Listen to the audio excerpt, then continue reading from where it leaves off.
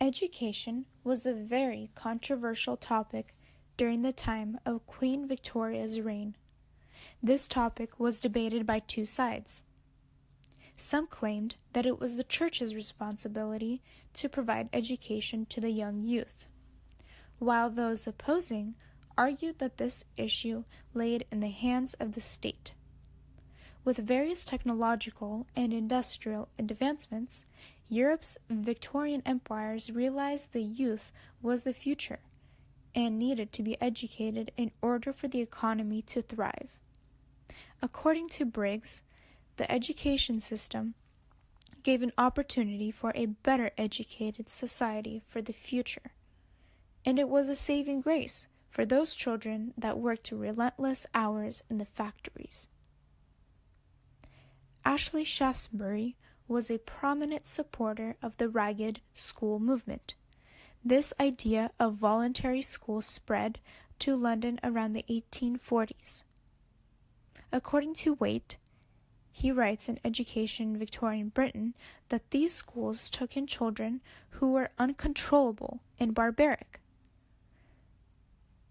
Rooke also explained that rough and wild children whom no other schools would accept. These schools provided free meals and clothing to the pupils.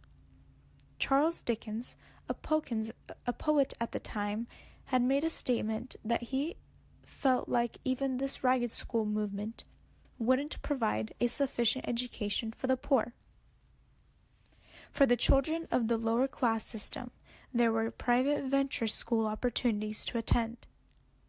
One school inspector, whom goes by the name of James K. Shuttleworth, believed that schoolmasters would feel like they weren't fulfilling their duties if they weren't strict with their students or had shown even the slightest amount of compassion. This showed a disconnect and disbalance between the instructors and the students to form a relationship, to form that bond of trust, but it was more of legalism. In nonconformist schools, inspectors had found that there was a total lack of supplies, such as books, and even to the smallest, such as writing utensils and other various classroom equipment. Rooke also explained in his book that children from poorer families didn't have their children attend schools because the parents relied on them to provide the income to survive.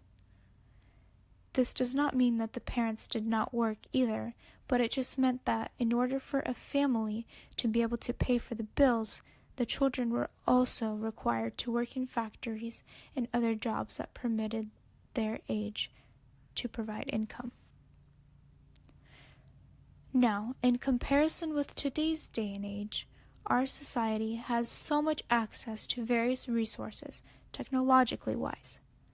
We have access to computers, iPads, phones, etc. Lots of electronics. We can use computer programs and softwares to help assist children in their elementary school education. We have so many tools and ways to improve our school system just at our fingertips. Why are we so against it when we can make our lives easier? We can challenge the young generation by pushing their limits. With the use of technology, we can gauge the level of improvement of the child's development. The better we develop our children in schools, the better they'll perform in the career field once they get a job.